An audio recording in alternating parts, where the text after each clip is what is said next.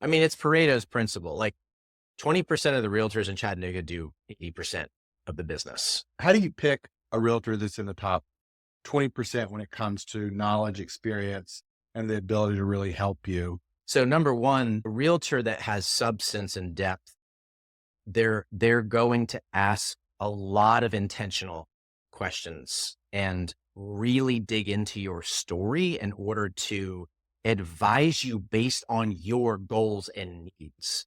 And they're also going to go out of their way to present options that you may or may not have been aware of.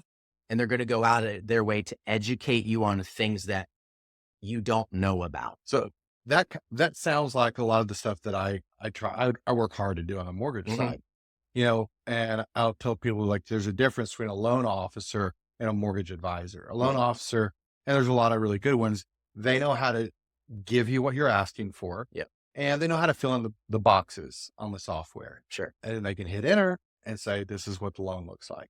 Whereas the mortgage advisor is starting off with, well, wait a second, what is important to you? Hmm. What matters? What are your financial goals? How are you making the decision on how much to put down?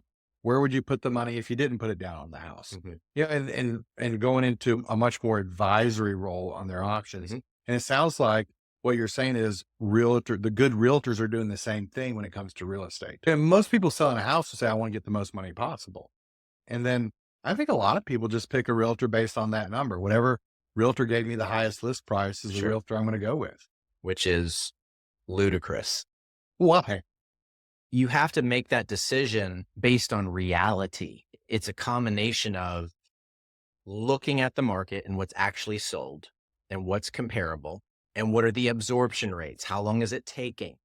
Looking in the rear view mirror gives you insight into what's coming. And so you need to look at the market and then look at the marketing strategy and the results of the realtor that you're interviewing and seeing what they've been able to accomplish.